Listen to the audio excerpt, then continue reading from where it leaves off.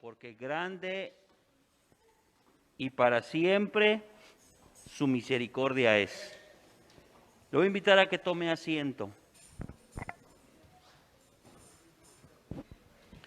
Seguimos con los cuidados y protocolos de la sana distancia. Pero nos da un gusto que usted esté aquí, que nos acompañe hoy a la casa de Dios. Y en este tiempo de adoración, de alabanza y ministración de la palabra.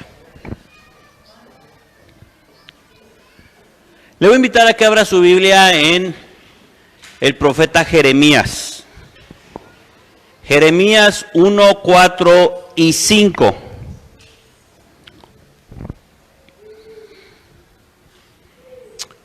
Libro de Jeremías, capítulo 1, versículos 4 y 5. Vino pues palabra de Jehová a mí diciendo: antes que te formases en el vientre te conocí, y antes que nacieses te santifiqué, te di por profeta a las naciones. Este es el llamado al profeta Jeremías. De hecho, en el encabezado de su cita bíblica, quienes traen la Biblia escrita, no electrónica, dice el llamado de Jeremías.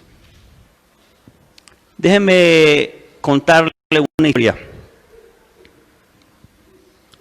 Dice que llegó a casa un joven contento, feliz, alegre, satisfecho por sus logros como estudiante.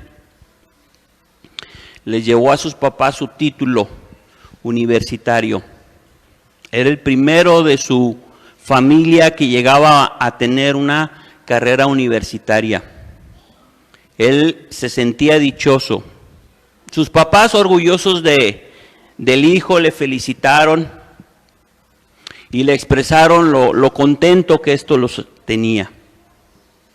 El abuelo, hinchado de orgullo, le deposita en sus manos al nieto las llaves de su auto, un viejo auto que tenía, y le dice: véndelo y cómprate algo a tu gusto, como un regalo por tu logro académico. El nieto toma el auto que este abuelo le dio y va y corre a una agencia automotriz. La persona que le atiende en la agencia le dice: nosotros vendemos autos nuevos y su auto es muy viejo.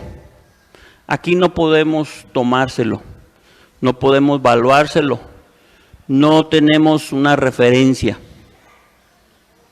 Y le dice el joven: ¿pero cuánto vale el auto? Dijo: para nosotros no vale. Entonces el joven regresa con el abuelo y le platica lo que en la agencia le dijeron. Y le dice al abuelo: busca alternativas. El joven va y se acerca a una casa de empeño y les presenta el auto. Le dicen: ¿cuánto puede valer mi auto? ¿Cuánto me dan por él? Y en la casa de empeño le dicen: bueno, camina, está en regulares condiciones, te ofrecemos 5,000 pesos por el auto. El joven dice: no, 5,000 pesos, pues, ¿cómo? Y se regresa con el abuelo y le platica lo sucedido. El abuelo le dice: toma esta dirección, ve a este lugar. Esta es otra opción para ti. El joven toma camino y se va a ese lugar. Y la persona que lo atiende amablemente revisa el auto minuciosamente. Le pide que le platique la historia del auto, lo cual el joven dice: desde que me acuerdo siempre lo ha tenido mi abuelo. Y ahora él me lo dio y estoy buscando opciones para venderlo, cambiarlo por otro auto, a mi gusto. El hombre sereno le dice: ¿estás interesado en venderlo? Y dijo: sí. ¿Te puedo hacer una oferta? Y el joven contesta entusiasmado: sí. Muy bien, esto es lo que te ofrezco. Se lo entrega en un documento, en un papel, donde le especifica las características del auto y lo que le ofrece por él mismo. El joven se regresa donde el abuelo y con voz sorprendida le dice: abuelo, ¿a dónde fui? Me checaron el auto y mira lo que me ofrecieron por él. 460,000 pesos por el auto. Y en la nota decía: este es un Volvo Coupé 2 puertas 1960, pocos en este estado, y ese es su valor aproximado. El abuelo sereno le contesta: así es en la vida, hijo. Hay quienes no valoran, hay quienes sí te valoran y hay quienes te dan exactamente el valor que tú tienes. Fue el caso de Jeremías. En su tiempo y en su generación no valoraron su mensaje profético. Jeremías era pobre, pero entusiasta. Dispuesto a servir a Dios, pero con carencias y necesidades como usted o como yo. Él todavía no tenía 30 años, se calcula que alrededor de los 25 años de edad fue cuando el Señor lo llamó al ministerio. En medio de un tiempo difícil en la nación de Judá. Estamos situados aproximadamente en el año, por aquí tengo mis notas, 627 antes de Cristo. Jeremías, al llamado de Dios, contesta, y lo leemos en el versículo siguiente. Lea conmigo el 6, por favor. Y yo dije: Señor,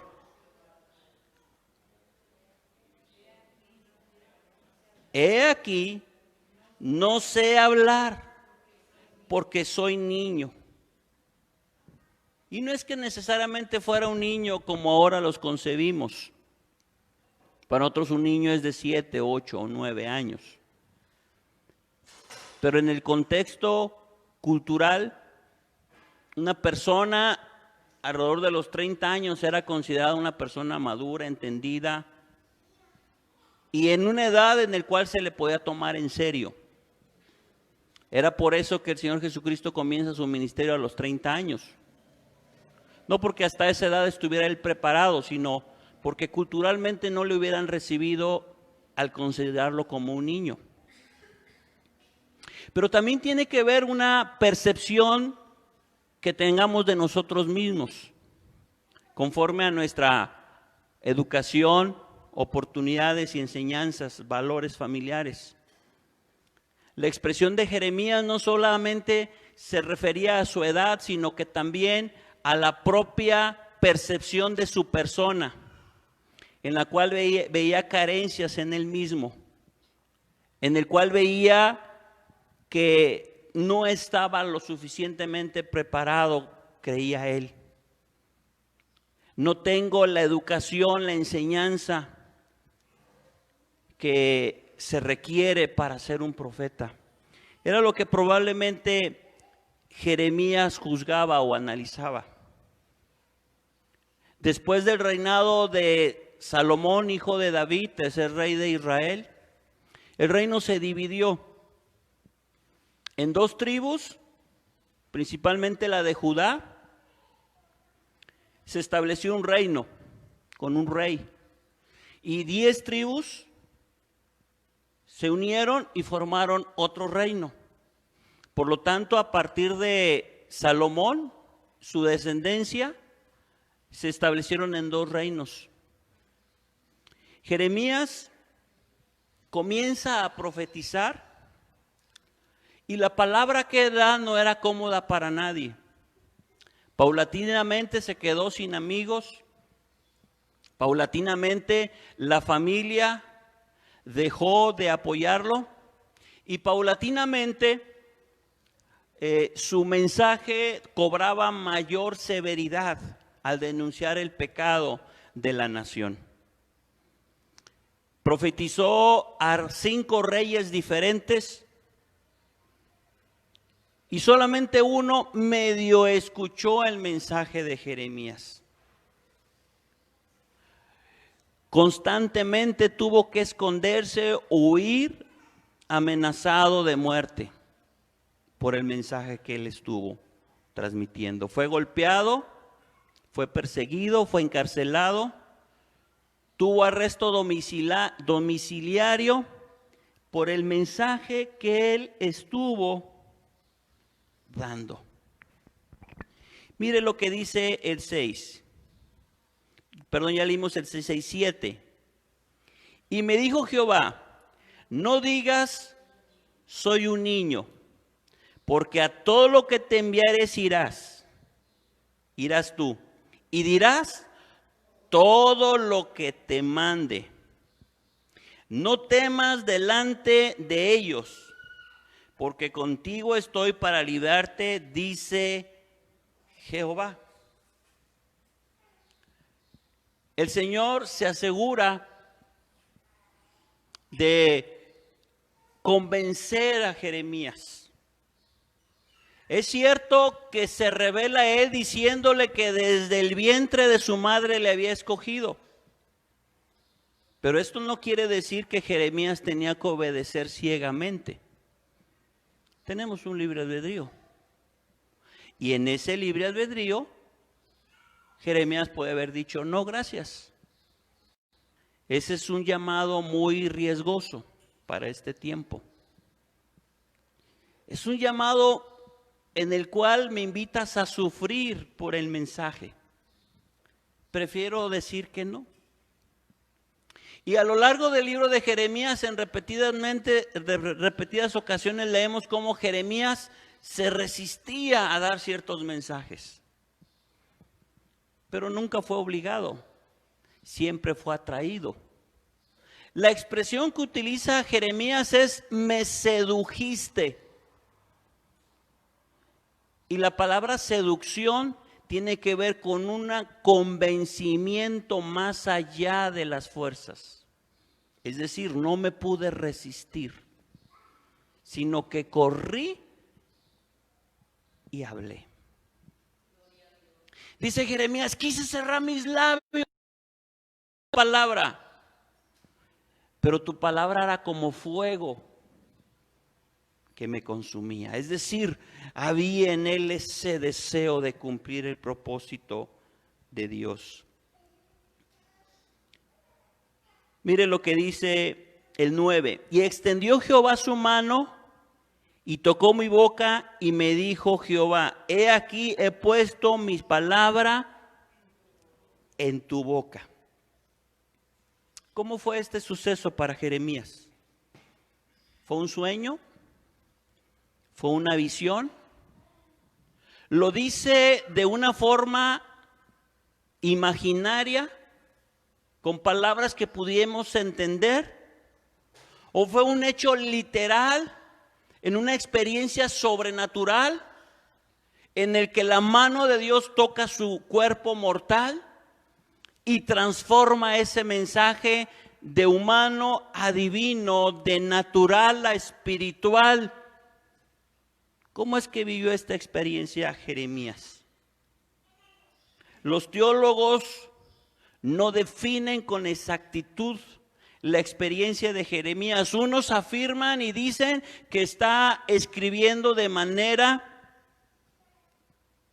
poética, utilizando un término literario comprensible. Otros dicen que literalmente tuvo una experiencia sobrenatural con Dios.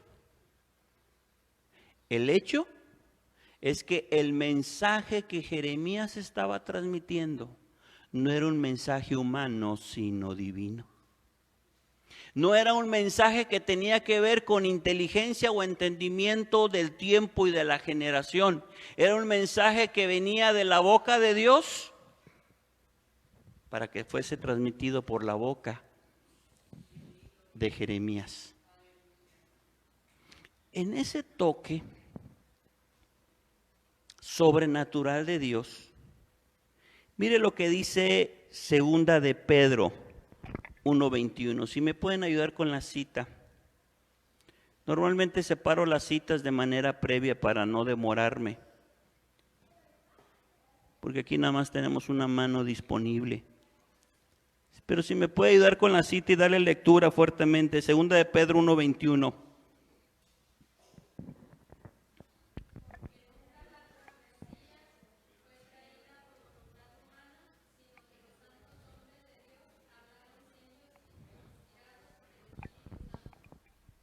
La obra del Espíritu Santo es más allá que toda experiencia humana. Hay un cantautor que le atribuyen más de 1000 canciones. Y él expresaba y decía, la música es la escalera al cielo. Y le decían, ¿de dónde tienes tanta inspiración?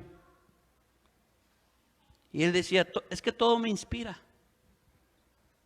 Una rica comida, un viaje, una bonita paisaje, aún situaciones dolorosas me inspiran.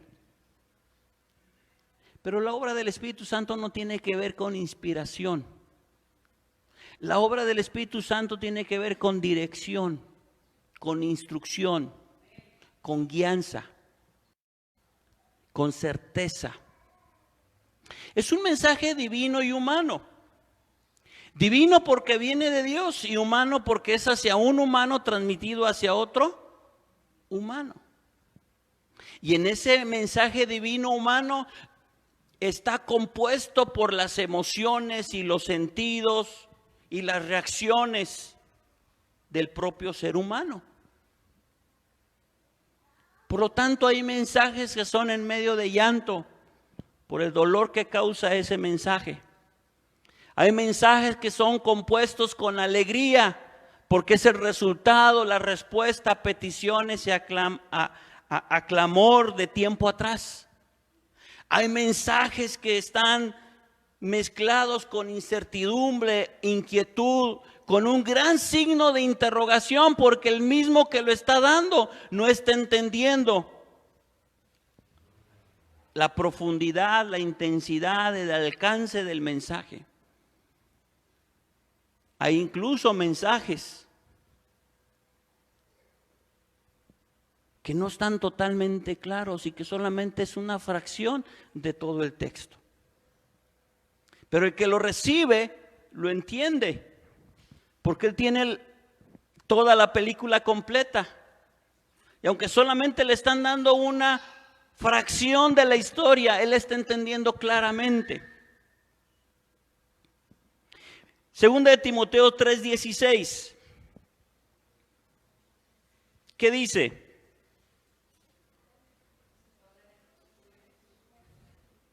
Fuerte, por favor.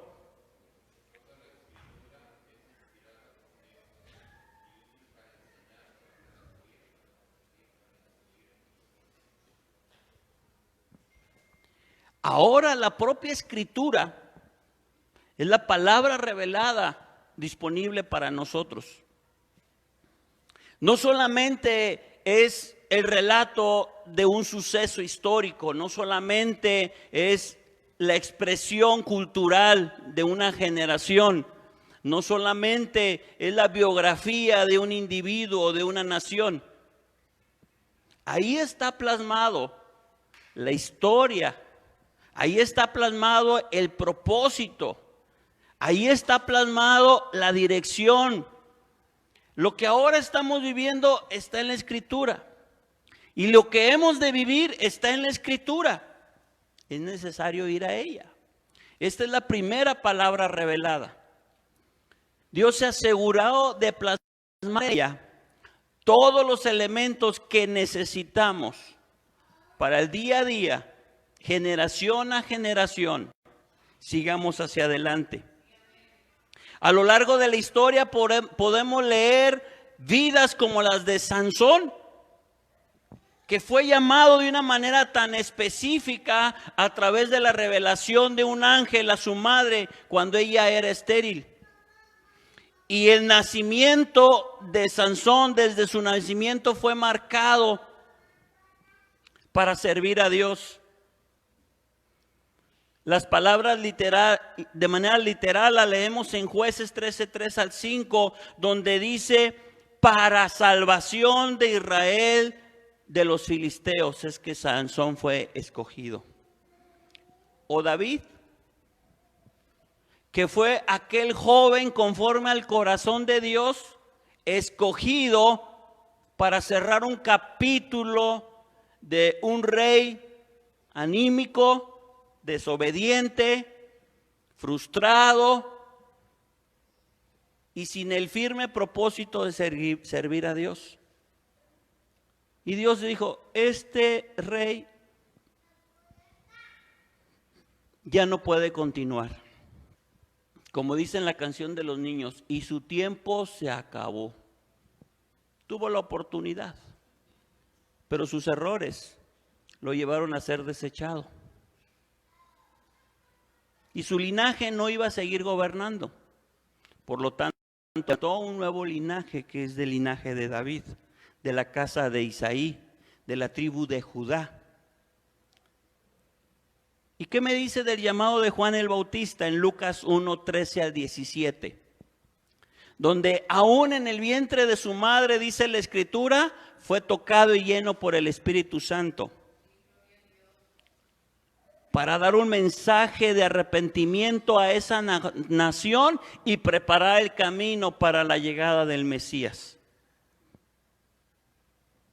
O de Pablo, en Gálatas 15:16, Pablo mismo expresa diciendo que él fue escogido y llamado para predicarle a los gentiles. Los gentiles eran los no judíos, entre los cuales estamos usted y yo. Son llamados muy específicos. No todos nosotros tenemos un llamado de parte de Dios. En todos nosotros hay un propósito específico de parte de Dios. Podemos no conocerlo, podemos no tenerlo claro, pero mientras no lo tengamos claro, tenemos que seguir el principio que Dios establece. Porque en ti hay un llamado y en ti hay un ministerio. La Biblia nos instruye a que seguir a Cristo significa amar, sí, amar a Dios y a nuestros semejantes. Obedecer la palabra que es nuestra guía de fe y de conducta. Servir. Y podemos hablar de el orden jerárquico en el servicio, que al menos son 7. Pero esto es en lo que tenemos que caminar. No podemos atribuir o contestar con palabras de no sé, es que no entiendo, es que no sé tanto como usted. O como Jeremías, es que soy un niño. Y poner oídos sordos ante el llamado. Es entonces indispensable que hagamos una revisión personal. Si estamos haciendo lo que el Señor nos llamó a hacer. Si nos estamos aplicando en lo que el Señor nos llamó a que nos apliquemos. Le invito a que abra su Biblia en Lucas 12:12. ¿Qué dice?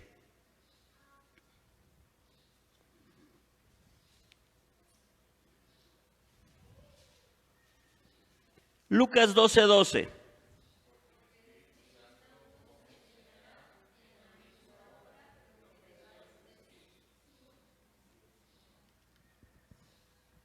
Porque el Espíritu Santo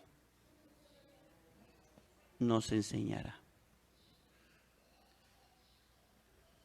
Escuchaba un testimonio de un pastor que decía, estaba viendo la película de Peter Pan y el Espíritu Santo me empezó a hablar. y a instruir. En el cine, mientras veía una película, sí. Porque el mismo espíritu que llamó a Jeremías es el mismo espíritu que le llamó a usted. Porque el mismo espíritu que levantó a Cristo Jesús de entre los muertos es el mismo espíritu que se manifiesta a usted.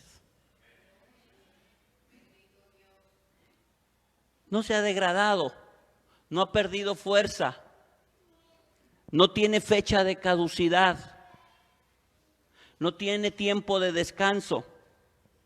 El Espíritu Santo está tan activo hoy como en toda la historia de la iglesia en el Nuevo Testamento o toda la historia de Israel en el Antiguo Testamento. El Espíritu es activo y dispuesto a tratar con usted y llevarlo hacia adelante. La experiencia sobrenatural de Jeremías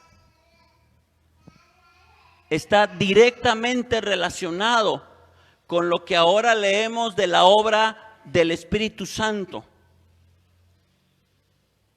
Esa mano que tocó los labios de Jeremías y que puso el mensaje para ese tiempo y para esa generación es la obra del Espíritu Santo que ahora pone en sus labios la palabra correcta, adecuada para dar, para compartir. No hace mucho alguien me dijo, todo lo que predicó era para mí. Y apenas iba yo a defenderme diciéndole, nadie me dijo nada, no sé nada de ti. Cuando me dice, y entiendo que Dios me estaba hablando, porque esa es la obra del Espíritu Santo. Hablar a tu vida, redarguir a tu vida. Pareciese que en este tiempo estamos viviendo una persecución silenciosa hacia la iglesia cristiana,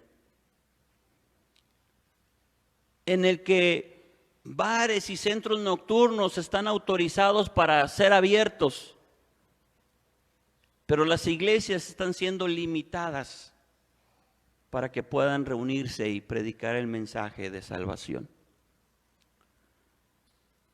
Los eventos multitudinarios como Fórmula 1, como el Mundial o las Olimpiadas están buscando alternativas para que se lleven a cabo.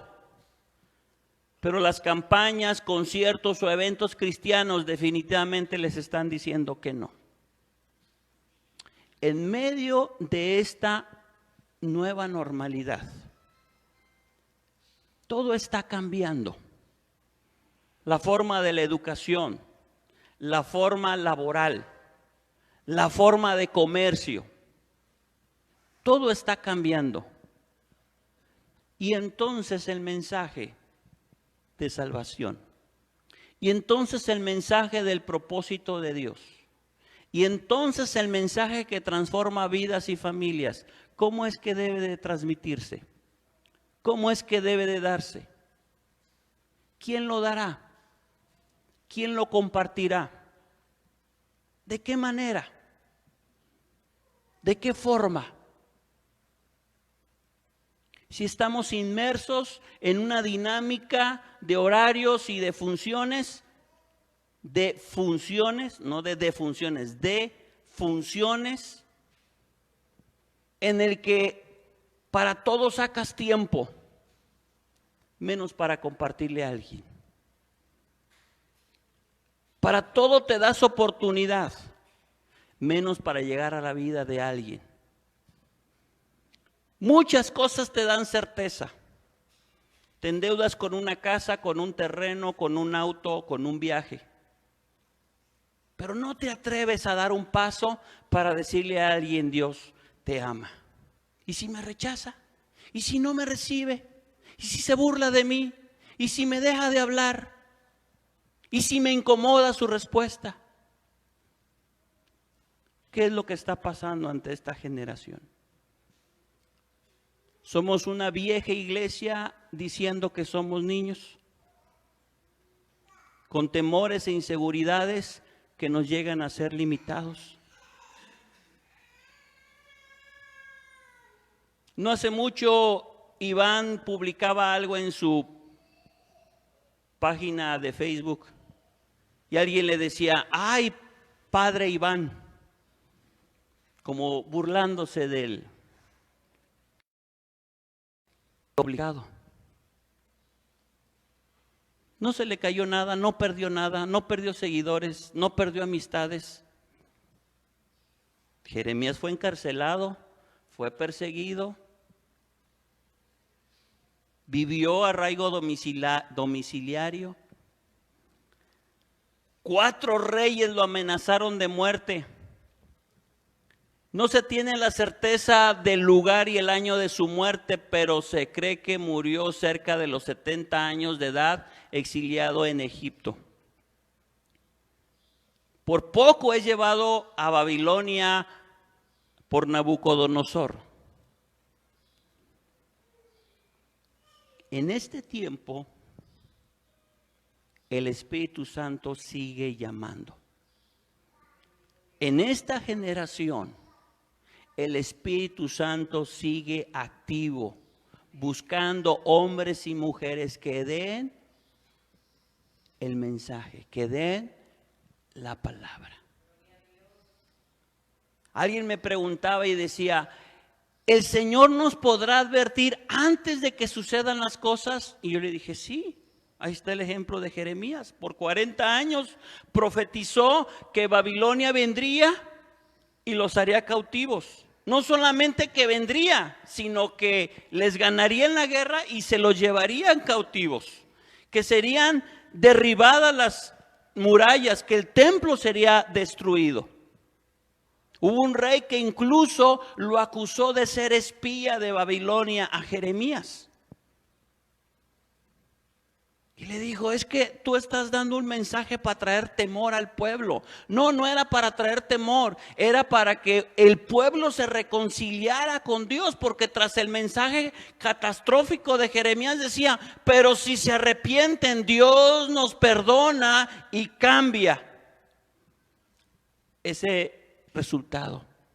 Pero el pueblo no creyó y se hicieron todavía más perversos, más malvados. Y llegó lo profetizado. Hubo profetas que hablaron como Ezequías, que profetizó y no vio cumplido lo que profetizó, porque se cumplió 250 años después. Pero Jeremías profetizó, vivió lo que profetizó, y él mismo experimentó el dolor de ver que caía la ciudad, que caía el templo, que sus familiares, amigos y conocidos estaban siendo llevados cautivos. Ya era un anciano Jeremías para ese tiempo. Y Nabucodonosor solamente se estaba llevando a los jóvenes, a los niños, a los príncipes, a los ricos. Y en la ciudad se estaban quedando los pobres, los ancianos, los enfermos. Y el rey que Nabucodonosor puso para que hiciese cargo bajo el dominio babilónico, años después se sintió que podía y se alió con otras naciones y quiso liberarse de Babilonia. Y entonces vino Nabucodonosor y los aplastó a que no quedara piedra sobre piedra. Entonces Jeremías tuvo que huir y fue exiliado en Egipto, donde murió. ¿Cuántos Jeremías hay aquí? ¿Cuántos Jeremías hay aquí? Con incapacidades, con deficiencias, con poca experiencia, pero dispuestos a servir a Dios. Con más dudas y preguntas que respuestas o certezas, pero sabiendo que el toque de Dios transforma vidas. Le voy a invitar a que se ponga usted de pie en este mediodía. Donde tú te encuentres en esas redes sociales, Dios está hablando a tu vida. No es coincidencia que justo ahora estés viendo este video. Déjame decirte que el Dios que llamó a Jeremías te llama a ti. Y así como Dios transformó la vida de Jeremías, la quiere transformar la tuya. Busca de Dios, acércate a una iglesia, lee tu Biblia, ora al Señor y el Espíritu de Dios guíe tus pasos. Te bendecimos en este día. Dios te bendiga.